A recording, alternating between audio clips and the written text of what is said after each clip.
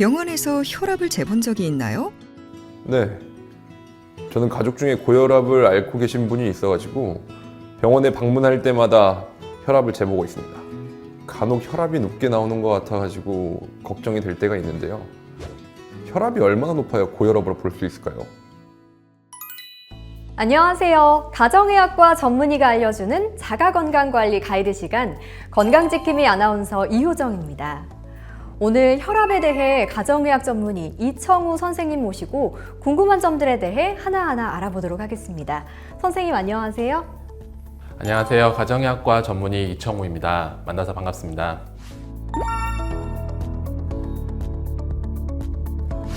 네, 오늘은 많은 분들이 걱정하시는 의학적 문제 중에 하나인 혈압 상승에 대해서 이야기를 나눠보려고 합니다. 주변에서 고혈압을 앓으시고 또 고혈압 때문에 혈압약을 드시는 분들도 심심치 않게 우리가 볼 수 있잖아요. 혈압이 오르는 것에 대해 우려를 다들 많이 하시는 것 같습니다.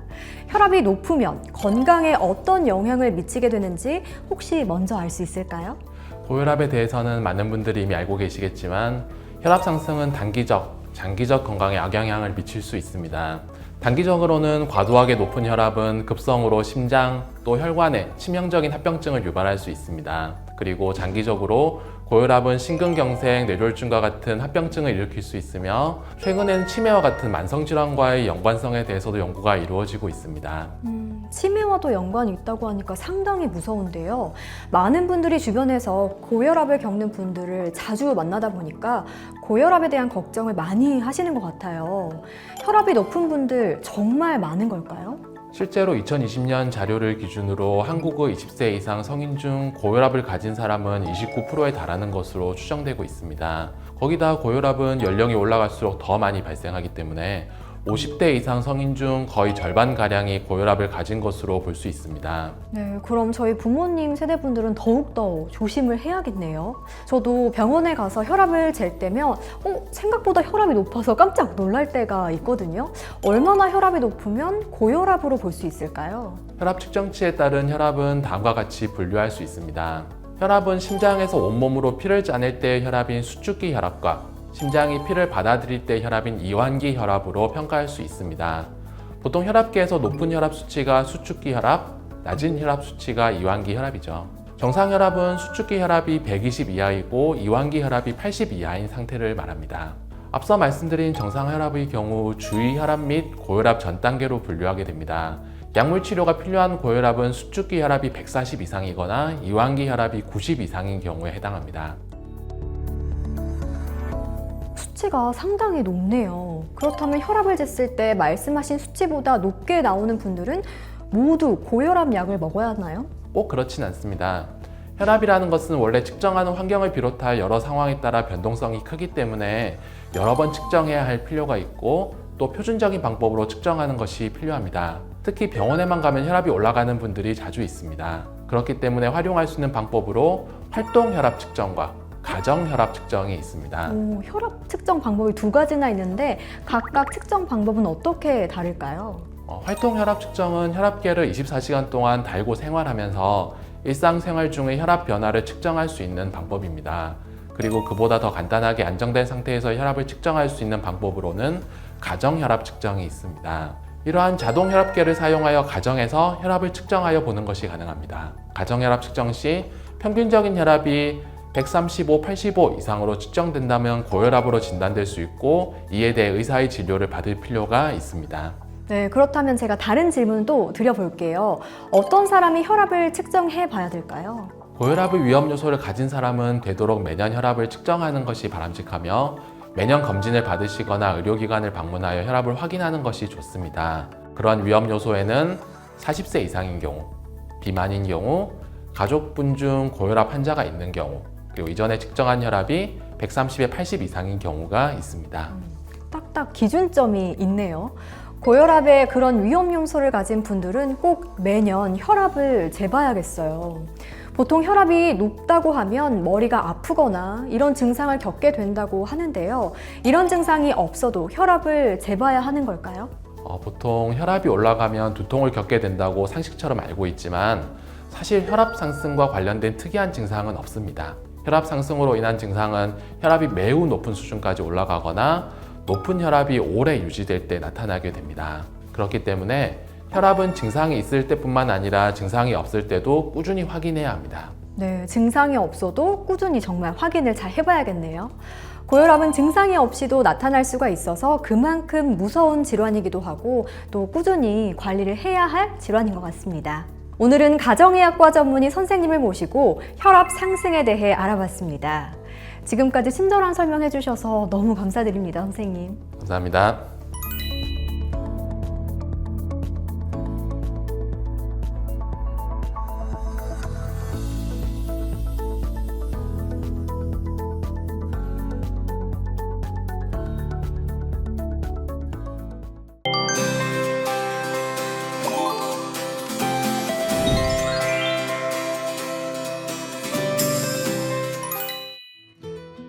불면증을 경험한 적이 있나요? 물론이죠. 저는 지금도 가끔 월요일로 넘어가는 일요일에는 잠이 잘 안 옵니다. 출근을 해야 하니까 잠을 자야 되는데 그렇게 생각해서 잠이 더 안 오는 건지 아니면 뭐 월요일이라 출근하기가 싫어서 잠이 안 오는 건지 뭐 이럴 땐 어떻게 해야 될까요? 안녕하세요. 가정의학과 전문의가 알려주는 자가건강관리 가이드 시간 건강지킴이 아나운서 이효정입니다. 오늘 수면장애에 대해 가정의학 전문의 백은주 선생님을 모시고 궁금한 점들에 대해 하나하나 알아보도록 하겠습니다. 선생님 안녕하세요. 안녕하세요. 가정의학과 전문의 백은주입니다. 만나서 반갑습니다. 네, 선생님. 잠이 보약이라는 말 많이 들어보셨을 텐데요. 오늘은 이런 잠자는 습관에 문제가 생겼을 때 어떻게 해야 하는지에 대해 이야기 나눠보려고 하는데요. 잠이 보약이라는 말, 이거 정말 근거가 있는 말인가요? 네, 그렇습니다. 잠을 잘 자야 우리가 하루 동안 생활하느라 지쳤던 신체적, 정신적 피로가 회복될 수 있습니다. 반대로 수면 부족은 고혈압이나 혈당 조절의 문제, 비만 등의 건강상 문제를 일으켜 심내혈관 질환의 유병률과 사망률을 높이는 것으로 알려져 있고 집중력이나 기억력의 저하뿐만 아니라 우울, 불안, 자살 등의 위험을 높인다고 보고되고 있습니다. 네, 잠이 정말 중요하군요. 제 개인적으로만 봐도 그런 것 같아요. 잠을 푹 자고 나면 훨씬 더 힘이 솟더라고요.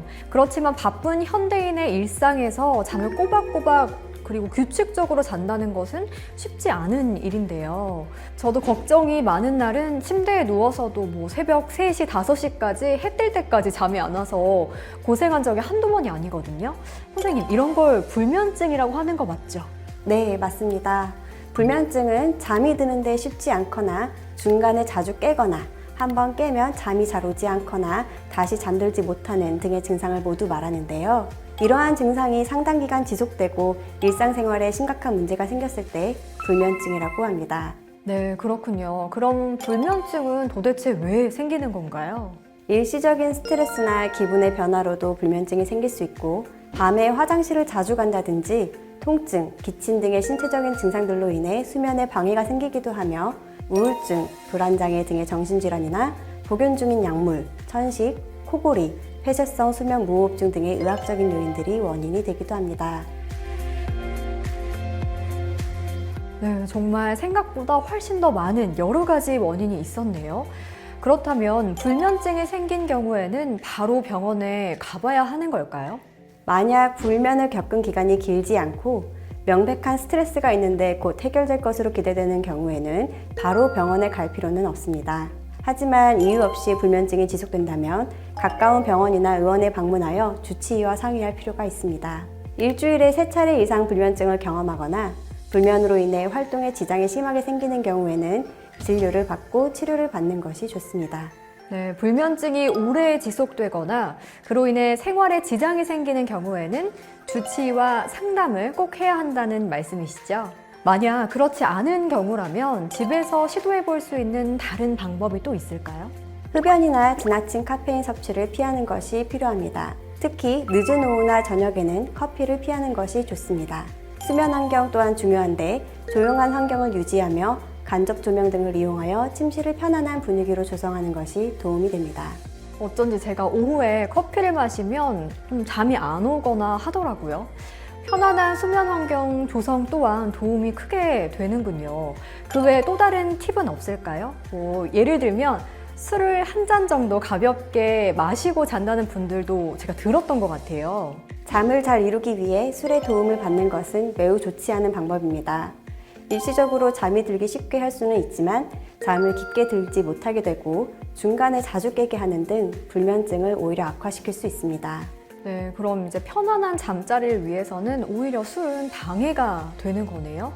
또 흔히들 하는 실수는 무엇이 있을까요? 잠을 자려고 일부러 노력하지 않는 것이 중요합니다. 20분 정도 잠을 청해도 잠이 오지 않으면 신문이나 책을 읽는 등 다른 행동을 하는 것이 좋습니다. 또 일찍부터 눕거나 약을 너무 일찍 복용하고 잠이 오길 기다리는데 이러한 습관은 불면증을 만성에 이르게 할 수 있습니다. 아침에 깬 후에도 계속 누워있는 습관 또한 마찬가지입니다. 다음날 피곤하지 않을 정도만 자는 것이 좋고 규칙적인 시간에 일어나는 것이 잠드는 시간을 규칙적으로 만드는 데 도움이 됩니다. 네, 저는 반성을 해야 할 것 같은데요. 아침에 눈을 떴어도 마치 내 몸이 침대에 약간 꼬매져 있는 것처럼 누워있곤 하는데 규칙적인 수면 시간을 유지하는 것이 중요하다는 말씀이시죠? 또 집에서도 불면증을 고치기 위해 여러 가지 노력을 해볼 수가 있겠네요. 물론 이런 노력으로도 불면증이 해결되지 않는다면 주치의에게 진료를 받아야겠죠? 불면증에 대해 어떤 치료를 받아볼 수 있을까요? 주치의는 문진과 몇 가지 검사들을 통해 불면증을 일으키는 원인들을 파악하여 교정하고자 할 것입니다. 신경학적 검사, 내분비 기능, 알레르기, 폐기능, 심혈관계 등에 대한 검사를 받을 수 있고 수면다원 검사를 받을 수도 있습니다.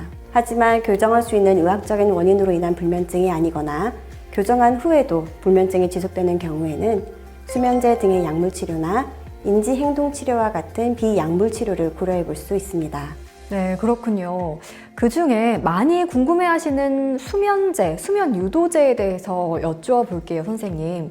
수면제는 뉴스에도 많이 언급된 적이 있고 또 많이 소문을 몰고 다니는 약이기도 한데요. 수면제는 먹으면 평생 먹어야 한다거나 또 중독이 될 수 있다는 말이 있던데요. 이런 말은 모두 사실인가요? 수면제에도 여러 종류가 있습니다. 그 중에는 같은 효과를 보기 위해 필요한 약물의 양이 점점 늘어나는 의존성이나 갑자기 약을 중단했을 때 금단 증상을 경험할 수 있는 약물이 있기도 하지만 의사와 상의하여 정해진 용량을 정해진 기간 동안 복용하는 경우에는 그러한 위험이 낮기 때문에 약을 복용하는 것에 대해 너무 걱정하실 필요는 없습니다. 필요에 따라 적절한 약물을 적절한 기간 동안 복용하는 것이 중요하고 약물을 단기간 복용하며 올바른 수면 습관을 회복시켜 불면증을 조절하는 것이 치료의 목적입니다. 네, 역시 약은 의사와 상의하에 올바르게 복용하는 것이 효과적이겠네요. 수면제를 적절하게 복용하는 것이 불면증 치료에 도움이 된다고 말씀을 해주셨는데요. 복용하면서 우리가 주의해야 할 점은 없을까요? 일단 수면제를 복용하는 시간과 방법을 신경 써야 합니다. 수면제 복용 후에 졸림, 몽롱함 등이 발생할 수 있어서 7시간에서 8시간 잘 수 있을 것으로 예상되는 시간에 복용한 뒤 바로 취침하는 것이 좋습니다. 또한 체내에서 약물이 천천히 방출되도록 만들어진 서방형 제제로 된 수면제는 씹거나 부수지 않고 복용해야 효과를 볼 수 있습니다. 마지막으로 수면제와 술을 함께 복용하는 것은 의존성이나 금단 증상, 부작용을 더 잘 발생하게 할 수 있기에 반드시 삼가야 합니다. 수면제와 또 술을 같이 드시는 분들도 있었나 보네요. 수면제를 복용하는 시간과 방법에 대해서도 주치의에게 확인하는 것이 매우 좋겠습니다. 수면제 복용하시면서 나타날 수 있는 부작용에 대해 조금 더 자세히 말씀해 주시겠어요? 수면제에 따라 차이가 있지만 복용 후 어지러움, 졸음 등이 나타날 수 있으며 낮 시간까지도 증상이 유지될 수 있어 증상이 좋아질 때까지 운전이나 기계 조작 등의 위험한 작업을 피하는 것이 좋습니다. 네, 말씀해 주신 내용 꼭 기억해 둬야 하겠습니다. 오늘 이렇게 선생님을 모시고 수면 장애에 대해 알아봤는데요. 시청자분들께 많은 도움이 되셨으리라 생각합니다. 오늘 저희가 준비한 내용은 여기까지입니다. 선생님, 지금까지 친절한 설명해 주셔서 너무 감사드립니다. 감사합니다.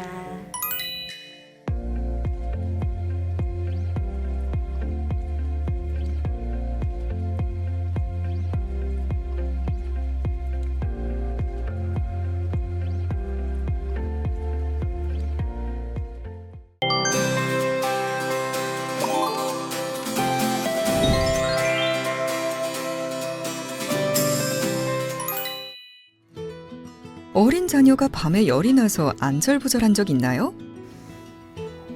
어린애가 열이 펄펄 끓는 것처럼 나고 끙끙 앓는 소리를 내는데 뭘 어떻게 해야 할지 몰라서 힘들었던 적이 여러 번 있었어요.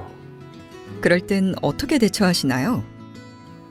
병원 응급실을 데리고 가야 하나 아니면 아침까지 기다렸다가 동네 병원에서 진료를 받아야 하나 밤새 전전긍긍하곤 했죠. 큰 병으로 진행될까 봐 걱정을 많이 하곤 했습니다. 안녕하세요. 가정의학과 전문의가 알려주는 자가건강관리 가이드 시간 건강지킴이 아나운서 이효정입니다. 오늘 이 시간에는 발열에 대해서 이야기를 나눠볼 텐데요. 가정의학과 전문의 김광민 선생님 모시고 궁금한 점들에 대해서 하나하나 이야기 나눠보도록 하겠습니다. 선생님 안녕하세요. 네, 안녕하세요. 가정의학과 전문의 김광민입니다. 반갑습니다.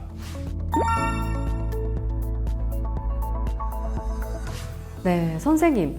오늘은 발열에 대해서 이야기를 나눠보려고 하는데요. 만약에 아이를 둔 부모님들의 경우에는 밤에 어린 자녀가 열이 나면 어떻게 해야 할지를 몰라서 허둥지둥 해야만 했던 그런 상황이 한 번쯤은 있었을 것 같은데요.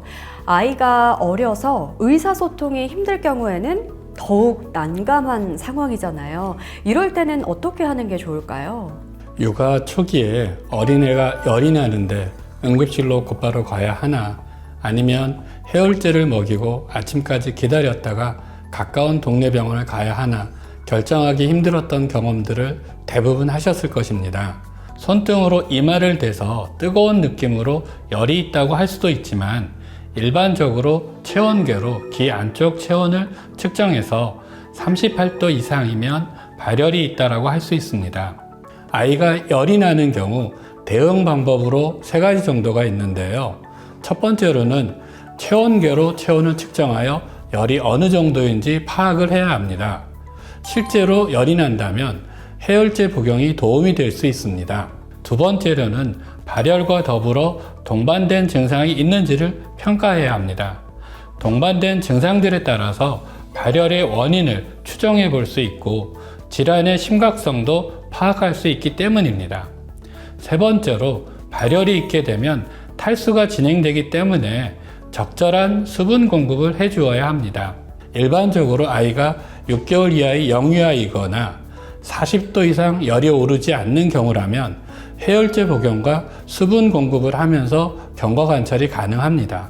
네, 열이 심하면 또 끙끙 앓고 오한, 근육통 이런 것들이 생겨서 힘들긴 하지만 신기하게도 열이 나는 것 자체가 신체에 그렇게 나쁘진 않다고 들었는데요. 그 이유는 무엇일까요? 그리고 또 열이 나는 이유도 궁금합니다. 발열은 감염 질환뿐 아니라 비감염성 질환에서도 발생하는 가장 흔한 증상 중에 하나입니다. 발열은 신체 내 감염에 대한 정상적인 방어 작용으로 질병 자체는 아닙니다.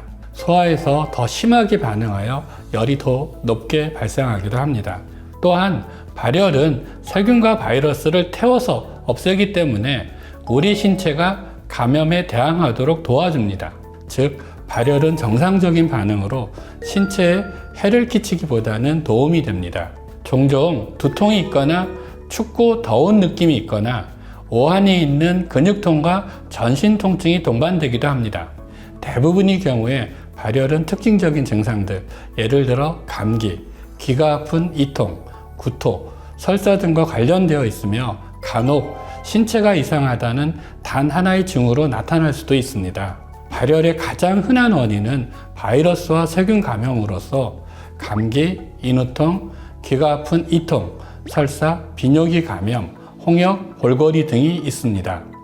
폐렴, 맹장염, 뇌수막염 등에 의한 경우도 종종 있을 수 있습니다. 발열은 뇌의 체온 중추가 춥다고 느끼게 하여 우리 신체가 더 많은 열을 만들어내기 위해 몸을 떨게 하도록 합니다. 열이 있는 경우에 피부에 소름이 돋는 것처럼 나타나기도 합니다.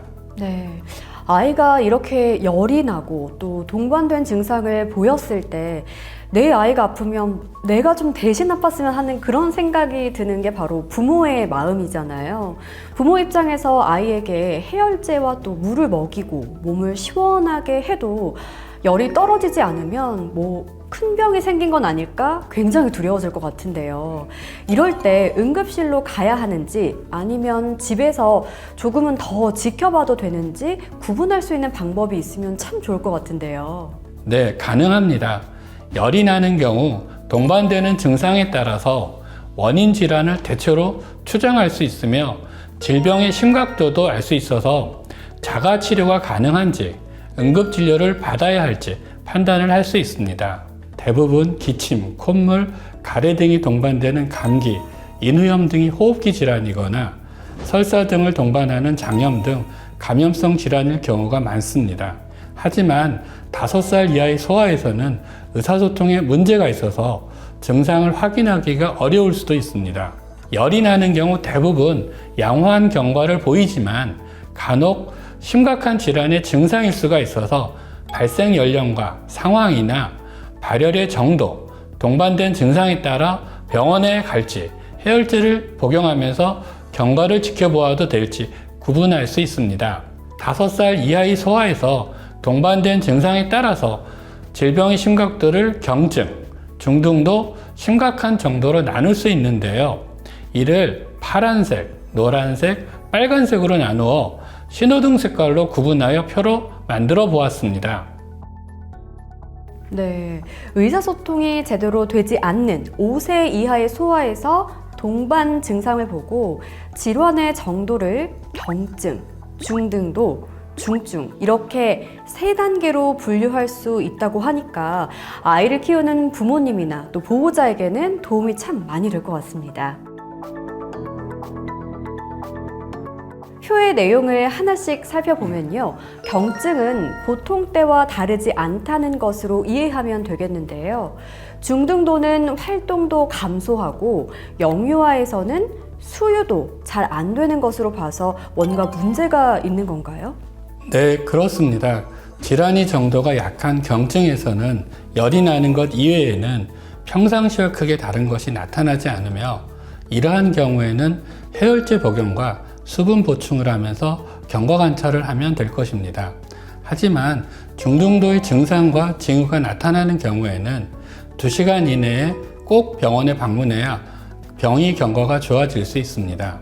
얼굴이 창백하거나 활동이 감소하고 이름을 부르는 소리 자극에도 잘 반응하지 않거나 호흡수와 맥박수가 빨라지거나 혀가 말라 있거나 소변량이 줄어들거나 피부를 손가락으로 눌렀을 때 혈색이 돌아오는지 측정하는 모세혈관 재충전 시간이 3초 이상 걸릴 때, 또 생후 3개월에서 6개월 영유아에서 39도 이상 열이 있거나 사지나 관절 부종 등이 있으면 2시간 이내에 의료진을 찾아가는 것을 권고하고 있습니다.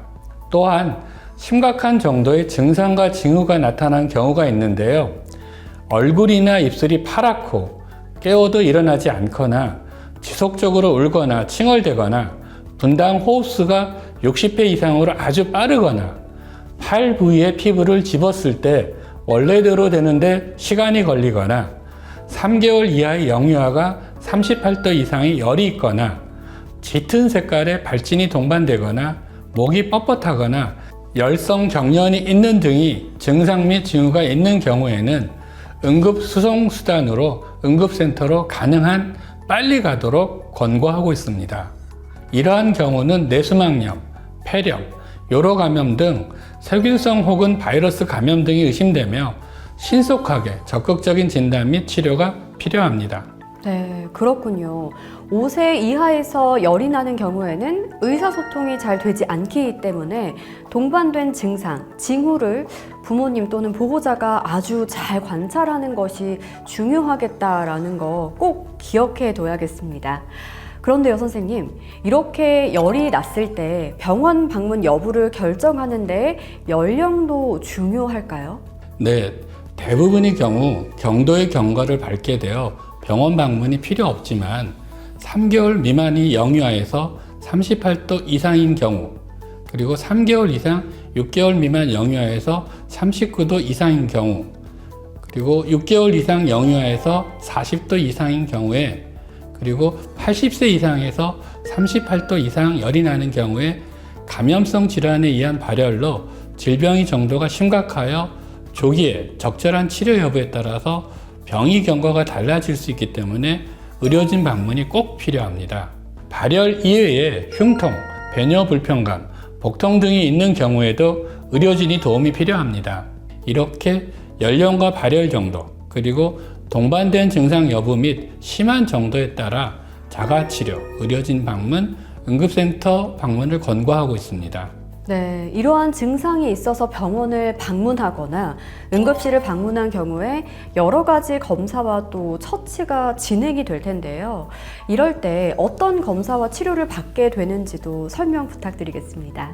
네, 병원 방문 시 가벼운 감기나 장염이 아닌 다른 질환들이 의심되는 경우에는 감염의 원인과 정도, 발병의 원인 부위를 찾기 위한 검사로 혈액 검사, 소변 검사, 흉부 엑스레이 등의 검사를 시행할 수 있습니다. 3개월 미만이 유아에서 38도 이상 열이 나거나 소아에서 40도 이상의 고열이 있는 경우에는 세균성 감염의 정도가 심한 경우일 수 있습니다. 뒷목이 뻣뻣하거나 경련이 있는 경우에는 뇌수막염이나 뇌전증일 가능성이 있으며 의식이 없거나 몽롱해 하는 경우, 뇌수막염이나 폐혈증 가능성이 있습니다. 3개월 미만이 영유아에서 아파 보이는 경우 뇌수막염을 의심할 수도 있기에 요추 천자 검사로 감염 여부를 검사하기도 합니다. 또한 소아가 기침하면서 숨쉬기 힘들어하는 경우는 급성 폐쇄성 후두염 가능성이 있으며 이러한 경우 산소 치료 및 흡입 치료가 필요할 수 있습니다. 네. 그런데요, 선생님, 열이 있다고 해서 모두가 다 병원에 방문해서 검사를 해야 하는 건 아니겠죠? 집에서 경과를 보면서 관리를 해도 되는 경우와 또 그렇지 않은 경우도 있을 텐데 집에서 관리를 해야 하는 경우에는 어떻게 관리를 할 수 있을지 설명 부탁드릴게요. 네, 앞서 말씀드린 것처럼 평상시와 다른 동반되는 증상들이 없다면 대부분은 자가치료가 가능합니다. 심한 발한에 의한 수분 손실을 보충하기 위해 물을 많이 섭취해야 합니다. 미열이 있는 경우에 굳이 해열제를 복용할 필요는 없습니다. 만약 수면 활동을 힘들게 하는 정도로 열이 높다면 이때는 해열제가 도움이 됩니다. 또 통증과 두통이 있다면 이를 없애기 위해 해열제를 6시간 간격으로 복용합니다. 몸에서 열이 나는 소아는 가벼운 옷을 입은 상태로 시원한 환경을 만들어주는 것이 도움이 됩니다. 마지막으로 열이 있는 경우에 칼로리를 더 빨리 소모하기 때문에 음식 섭취가 더 필요하므로 금식은 도움이 되지 않습니다. 네, 선생님 좋은 말씀 감사합니다. 아이들이 열이 났을 때 어떻게 해야 할지 참 난감했을 부모님들께 도움이 많이 됐을 것 같습니다. 네, 지금까지 가정의학과 전문의 김광민 선생님 모시고 발열에 대해서 이야기 나눠봤습니다. 저희가 준비한 내용은 여기까지입니다. 선생님 오늘 좋은 말씀 감사합니다. 네, 감사합니다.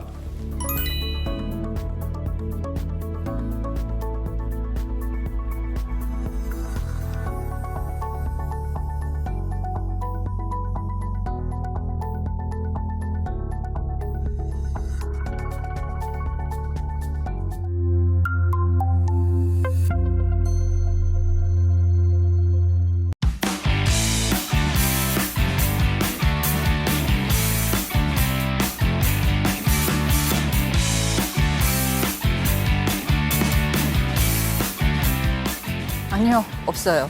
근데 갑자기 살 빠지고 그런 거 안 좋은 거 아닌가요?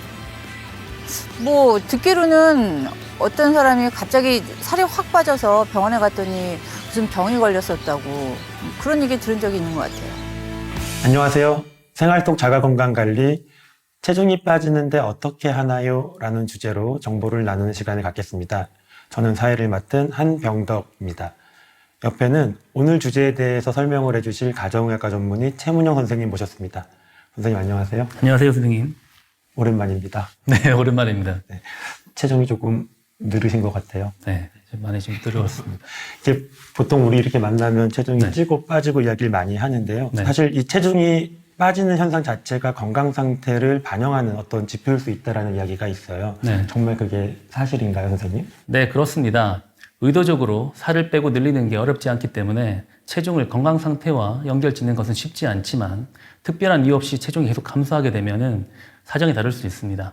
특히 노인에게 의도하지 않는 체중 감소가 나타나게 되면 건강 상태를 체크하는 것이 좋습니다. 네, 선생님께서 의도하지 않은 체중 감소라고 하셨는데요. 그 의도하지 않는 체중 감소라는 게 정확히 무슨 뜻인가요? 네, 임상적으로 중요한 체중 감소는 특히 체중 감소가 지속적으로 진행하여 6개월에서 12개월 동안 5kg 이상 감소하거나 또는 본인 체중의 10% 이상 감소할 때로 정의할 수 있습니다. 이러한 비의도적인 체중 감소 증상은 임상에서 모든 성인 외래 환자의 8%를 차지하고 있고 특히 65세 이상의 허약한 사람의 27%에서 발생하고 있습니다. 아, 네, 선생님. 그러면 네. 이 체중은 왜 빠지는 건가요? 이러한 체중 감소의 원인은 섭취한 에너지와 소비하는 에너지의 균형이 깨져서 발생하고 있습니다. 우리 몸은 음식으로 섭취한 에너지와 소비하는 에너지 사이의 균형을 이루고 있는데 섭취한 에너지보다 소비한 에너지가 더 많으면 체중이 감소하게 됩니다. 예를 들면 음식 섭취를 통한 열량이 감소하거나 질병 등의 이유로 인해 에너지 대사의 변화가 있어 열량이 손실되거나 대변이나 소변을 통해 열량이 손실되면 체중이 감소하게 됩니다. 의도적으로 다이어트를 하거나 운동량이 증가하는 등의 생활습관 변화로 인하여 자연스럽게 체중이 감소하게 되면 바람직하고 좋아야 될 상황이지만 의도하지 않은 체중 감소는 심각한 병이 있지 않는지 걱정을 하게 됩니다. 네, 결국 에너지 균형이 어느 쪽으로 가느냐에 따라서 체중이 늘어나거나 줄어든다라고 네. 저희가 이해할 수 있을 것 같아요. 그런데 이제 이러한 그 의도하지 않은 어떠한 체중이 빠지는 이유들이 있을 것 같은데 그런 걸 일으키는 어떤 의학적인 그런 원인들이 있을 수 있을까요? 네, 체중 감소에는 정말 다양한 원인들이 있습니다.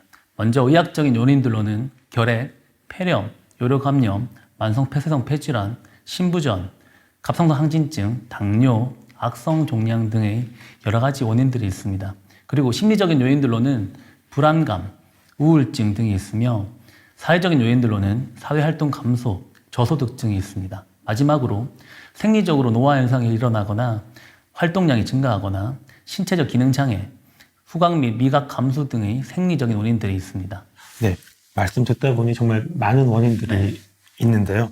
선생님께서 앞서 말씀 주실 때 노인들에서는 체중 감소가 생겼을 때 더 유의해야 된다, 체크해야 된다라고 말씀을 하셨던 것 같아요. 네. 노인들에서 더 신경 써야 될 어떤 이유가 있는 걸까요? 네, 각종 연구 결과에 따르면 노인층에서 체중 감소가 사망률을 증가시킨다는 보고들이 많습니다. 특히 노인의 체중 감소와 사망률 관련한 국내 한 연구에서는 노인에서의 비의도적인 이런 체중 감소가 사망률을 1.82배나 증가시키는 걸로 보고되었습니다.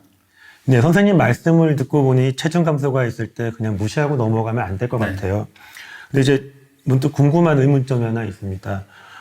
평소 본인 체중을 잘 모르는 경우들이 많거든요. 주변에서 말해주기 전에는 체중 빠지는 걸 모르는 경우들이 있어서 이런 걸 본인 체중을 좀 확인해 볼 수 있는 그런 방법이 있을까요? 네, 제일 이상적인 방법으로는 평소 측정해 두었던 기록된 체중을 확인하는 것이 제일 중요하지만 측정된 기록이 없으면 평소 입던 옷이나 벨트가 헐렁해지는 등 이런 것들을 이용하여 측정하는 것이 도움이 됩니다. 네, 그러면 체중 감소가 이제 의심이 되는데 그렇다고 무조건 다 병원에 갈 수는 없잖아요. 저희가 언제 어떤 상황에서 병원을 가야 될지 얼마 간격을 두고 가야 될지 이런 기준이 있을까요? 네, 일단 체중 감소와 동반되는 증상에 따라서 응급 상황이어서 응급실을 가야 될지 아니면 병원 진료 예약을 통해서 외래 진료를 보실지 아니면 가정에서 좀 더 지켜보거나 도움이 되는 홈케어를 할지 결정할 수 있습니다. 그러면 이제 어떤 상황에서 이제 응급실을 가야 될지 빨리 가야 되는 그런 위험 신호들, 적신호들은 어떤 게 있을 수 있을까요? 네, 이제 먼저 열이나 기침, 야간의 식은땀 증상 같은 이런 폐렴이나 결핵 등의 호흡기 질환이 의심되거나 또는 호흡곤란 및 가슴 통증이 있어 만성 신부전이 의심되거나 갑자기 구역질, 설사, 구토, 혈변 등의 증상이 있어 위장관계 폐쇄기나 급성 소화성 궤양 출혈이 의심되면 즉시 응급실 진료가 필요할 수 있습니다. 네, 그럼 빠른 진료를 통해서 응급 진료가 필요한 그런 상황들일 텐데요. 네. 사실 그런 상황들은 이제 증상들이 있기 때문에 우리가 찾아볼 수 있지 않을까 싶긴 하고요. 그 외에 네. 이런 급한 상황들은 아니지만 동반되는 증상들이 있었을 때 병원에 가야 되는 그런 체중 감소 상황은 어떤 상황들이 있을까요? 네, 체중 감소와 동반되는 증상 중에 의욕 저하, 우울감, 기억력 저하, 인지력 장애 등의 치매나 우울증이 의심되거나 목마름, 수분 섭취 증가, 피로감 증가, 소변의 배뇨 횟수 증가, 또 피로감, 또 상처 회복이 더딘다는 이런 당뇨병이 의심되거나 만져지는 종괴가 있거나 통증이 있거나 피부 변화가 있거나 변비 등의 이런 악성 종양이 의심되면 병원 예약을 하고 외래 진료를 보시는 것이 좋습니다. 혹시 체중 감소 이외에 다른 동반되는 증상이 없다면 네. 집에서 케어를 해볼 수 있을 것 같은데 네. 집에서 해볼 수 있는 치료는 어떤 게 있을까요? 네, 몇 가지 치료를 집에서 해보실 수 있으실 것 같습니다. 먼저 에너지 섭취의 최적화를 위해서 고에너지 식품 위주로 섭취를 하시거나 아니면 본인이 좋아하시는 음식 같은 것들을 자주 섭취함으로써 과식시 나타날 수 있는 위 팽창 같은 이런 것들을 최소화하고 음식 섭취량을 늘려 일일 총 에너지 섭취량을 늘릴 수 있습니다.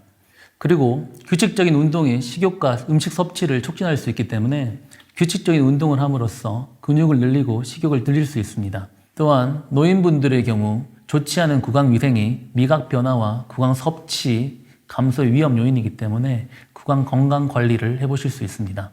마지막으로 기능 제한이 있는 노인들은 영양이 풍부한 식품에 접근할 수 없기 때문에 정부에서 시행하고 있는 지역사회 통합건강증진 서비스 지원을 통하여 영양교육 및 상담을 받으실 수 있습니다.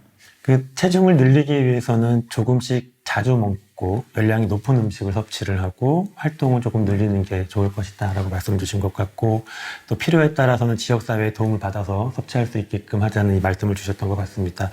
좋은 말씀 감사합니다. 이 체중 감소에 대해 많이 알려주셨는데요. 네. 마지막으로는 이제 우리가 어떠한 이유로 병원에 가게 됐다라고 한다면 왜 병원을 가는지 병원 가서 무슨 검사를 하고 무슨 치료를 해야 되는지를 좀 말씀 부탁드립니다. 네, 체중 감소의 치료는 일단 발견된 원인에 따라 치료를 하는 것이 원칙입니다. 따라서 병원에서 정확한 원인을 파악하는 것이 중요한데요. 그러기 위해서는 병원을 방문하여 철저한 병력 조사 및 진찰, 초기 선별 검사를 통해 체중 감소의 가능한 원인을 파악하게 됩니다. 검사에는 당뇨병, 빈혈, 갑상선 호르몬 검사 등의 혈액 검사와 소변 검사가 있고 증상에 따라 위 대장 내시경이 필요할 수도 있으며 CT 등의 방사선 검사가 필요할 수 있습니다. 하지만 체중 감소가 있어 검사를 하더라도 약 4분의 1에서는 원인을 발견할 수 없기 때문에 지속적인 체중 감소가 있을 경우에는 3에서 6개월 내에 추적 관찰을 하는 것이 좋습니다. 네, 오늘은 가정의학 전문의 최문영 선생님을 모시고 체중 감소에 대하여 이모저모 알아보았습니다. 여러분들께 많은 도움 되셨길 바랍니다. 최문영 선생님 감사합니다. 감사합니다.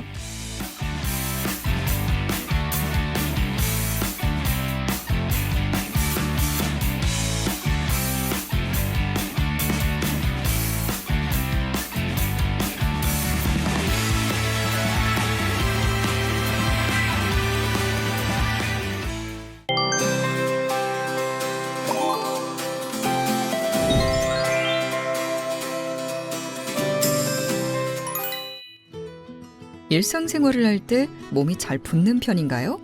네, 저는 아침마다 얼굴이 좀 붓는 편이에요. 근데 요즘 한쪽 종아리만 유독 붓는데 이런 경우에 병원을 꼭 가야 하나요? 안녕하세요. 가정의학과 전문의가 알려주는 자가 건강관리 가이드 시간. 저는 건강지킴이 아나운서 강주영입니다. 자, 오늘은 부종에 대해서 알아볼 텐데요. 가정의학과 서영균 선생님 모시고 이야기 나눠보도록 하겠습니다. 네, 선생님 안녕하세요. 네, 안녕하세요. 가정의학과 전문의 서영균입니다. 만나서 반갑습니다.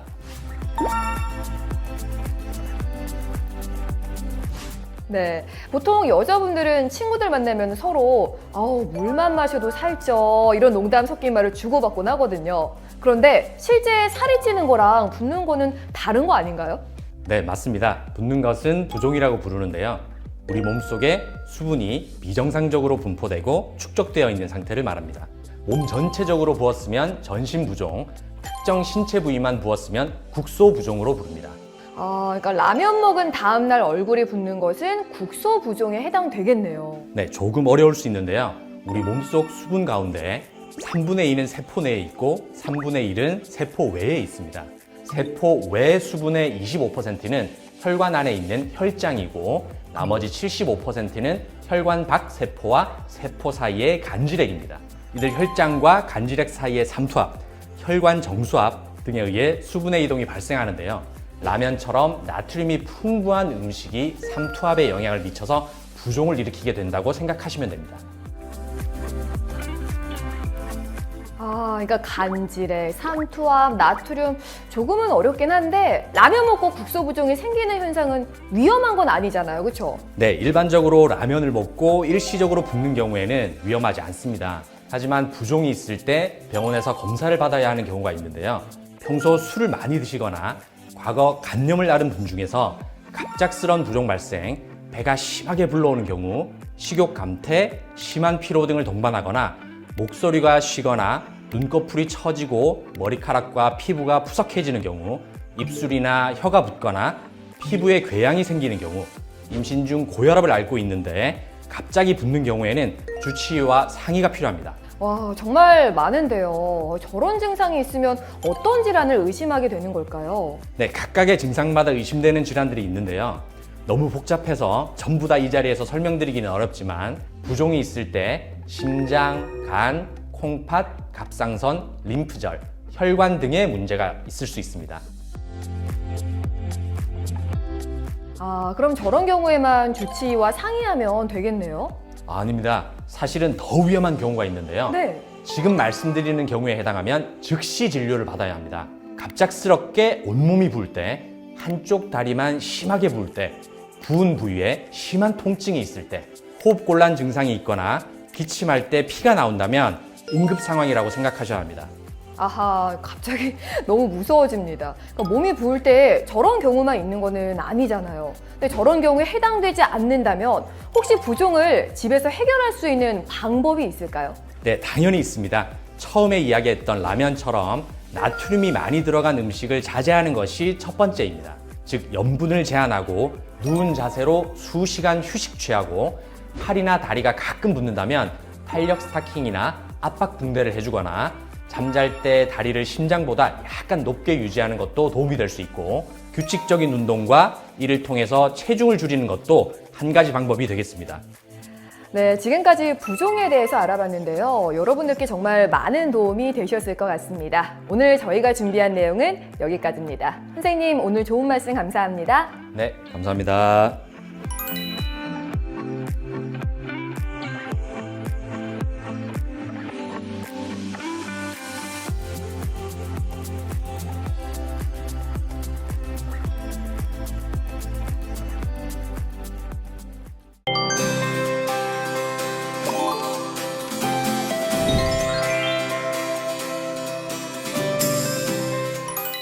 얼마 전 윤건강 씨는 갑자기 팔에 피부 발진이 생겼습니다. 윤건강 씨는 날씨가 건조해져 두드러기가 발생했다고 생각했지만 얼마 뒤 전신으로 번졌고 열이 나기 시작해 응급실에 방문했습니다. 피부 발진이 발생했을 때 어떻게 대응해야 할까요? 안녕하세요. 가정의학과 전문의가 알려주는 자가 건강관리 가이드 시간 건강지킴이 아나운서 김성희입니다. 오늘은 가려움증에 대해서 가정의학과 전문의 이혜진 선생님 모시고 하나하나 자세히 알아보도록 하겠습니다. 선생님 안녕하세요. 안녕하세요. 가정의학과 전문의 이혜진입니다. 반갑습니다. 네, 오늘은요, 이 가려움증에 대해서 이야기를 나눠보려고 하는데요. 피부가 붉긋붉긋하면서 가려운 증상, 누구나 다들 한 번쯤은 경험을 해보셨을 것 같습니다. 흔히 우리가 두드러기라고 생각을 하는데 또 다른 질병일 수도 있다고 하더라고요. 정말인가요? 네, 맞습니다. 두드러기는 가장 흔한 피부 발진의 원인이지만 일부는 심한 알레르기 반응이나 감염병, 류마티스 질환과 같은 질병과도 연관되어 있을 수 있습니다. 네, 두드러기가 가장 흔한 원인이다라고 말씀을 해주셨는데 그렇다면 이런 두드러기가 생기는 원인은 뭘까요? 네, 두드러기는 약물, 계란, 유제품, 밀, 돼지고기, 조개, 민물고기, 베리류, 견과류, 꽃가루, 동물의 각질, 벌레 물림 등이 흔한 원인입니다. 그러나 이러한 물질들뿐만 아니라 추위, 열, 긴장감 등에 의해서도 발생 가능합니다. 아, 그렇군요. 원인이 굉장히 다양한 것 같은데 그렇다면 두드러기의 원인은 어떻게 알 수 있을까요? 가장 확실하게 알려면 두드러기의 원인 물질에 노출될 때 반응이 생기는지 확인해야 하지만 심한 전신 반응이 생기는 경우 위험할 수 있습니다. 따라서 의심되는 원인 물질은 가능한 피하시는 게 좋습니다. 그리고 집에서 있을 때 반응이 나올 경우는 언제 두드러기가 생기는지 관찰해 보시는 게 필요합니다. 식사 후에 생기는지, 추위에 노출된 후에 생기는지, 1년 중에 특정 계절에만 생기는지 등을 관찰해 보시는 게 좋습니다. 병원에 내원하시면 의심되는 원인 물질에 따라 알레르기의 원인을 확인하는 검사를 하게 됩니다. 그러나 원인을 잘 모르더라도 증상을 잘 조절할 수만 있다면 큰 문제가 되지 않습니다. 그럼 두드러기가 생길 때마다 병원에 갈 필요는 없을 것 같은데요. 그렇다면 집에서는 어떻게 관리해야 될까요? 네, 두드러기가 심하지 않다면 집에서 관리하실 수 있습니다. 두드러기 치료의 첫 번째 원칙은 긁지 않는 것입니다. 계속해서 긁으면 피부에 자극이 가해져서 증상이 악화될 수 있습니다. 네, 두드러기가 있으면 가려운 증상이 가장 불편하실 텐데요. 가려움증을 줄이려면 차가운 찜질을 하는 것도 도움이 됩니다. 깨끗한 수건을 물에 적셨다가 물이 떨어지지 않도록 수건을 짭니다. 그런 다음 가려운 피부에 적신 수건을 대고 10에서 20분간 그대로 둡니다. 네, 그럼 혹시 가려울 때 먹으면 도움이 되는 약이 있을까요? 네, 가려움증은 항히스타민제로 많이 호전될 수 있습니다. 흔히 콧물 감기약, 비염약으로 알고 계신데요. 네. 집에 항히스타민제가 있다면 드셔도 됩니다. 항히스타민제는 일반 의약품이기 때문에 약국에서 구입 가능합니다. 자주 두드러기가 생기시는 분들은 가정 상비약으로 항히스타민제를 가지고 계시면 좋습니다. 전신 두드러기나 가려움증이 아니라 일부 부위만 불편하시다면 스테로이드 로션을 단기간 써볼 수도 있습니다. 네, 선생님 말씀을 들어보니까요. 이 가벼운 두드러기와 가려움증은 집에서도 관리를 어느 정도 할 수 있을 것 같습니다. 그런데 제 주변에는요, 평소에 두드러기가 자주 생기는 분들도 꽤 많더라고요. 이런 분들은 예방하는 방법이 좀 있을까요? 네, 평소에 옷이나 생활 습관을 관리하시면 예방에 도움이 됩니다. 옷은 달라붙지 않는 것으로 100% 면으로 된 것을 고르는 것이 좋습니다. 목욕이나 샤워를 할 때는 뜨거운 물보다는 미지근한 물을 사용하시는 게 좋습니다. 흔히 가려운 경우 긁거나 씻을 때 스펀지 같은 걸로 문지르는 경우가 많은데요. 역시 피부에 자극이 되므로 피하시는 게 좋습니다. 비누나 바디 클렌저를 고르실 때는 저자극성 제품으로 가능한 향이 없는 순한 제품을 선택하시고 손으로 피부에 부드럽게 펴 발라서 씻어내는 것이 좋습니다. 또한 목욕이나 샤워 후에 로션을 전신에 충분히 발라 보습을 잘 해주시는 것도 중요합니다. 네, 일상생활에서 기억해두면 도움이 될 만한 좋은 팁인 것 같습니다. 순면 제품과 저자극성 제품 그리고 보습 저도 꼭 기억하도록 하겠습니다. 그런데 처음에요, 이 피부 발진 중에서도 위험한 경우가 있다고 말씀을 하셨잖아요. 어떤 경우가 있을까요? 네, 두드러기와 다른 질환을 감별하는 것은 의료인이 아닌 경우 어려우실 수 있습니다. 따라서 피부 발진이 전신을 뒤덮는다든지 피부 발진과 함께 열이 나는 경우, 또 피부 발진이 물집으로 이루어져 있거나 나오면서 푹 파인 상처로 변하는 경우, 물집이 눈 주위나 입, 생식기 주변 등에 발생하는 경우 등은 병원에서 확인을 꼭 해보셔야 합니다. 피부 발진이 아프거나 누런색 혹은 초록색 고름이 잡히는 경우, 발진 부위에 손을 대보았을 때 화끈화끈한 열감이 느껴지는 경우는 단순 두드러기가 아니라 피부 감염일 수 있기 때문에 역시 병원에서 진료를 받으시는 것이 안전합니다. 특히 피부 발진이 갑자기 빨리 번지고 호흡이 어렵거나 입술이 붓는 경우는 심한 알레르기 반응일 수 있어서 119를 부르거나 당장 응급실로 오시는 게 안전합니다.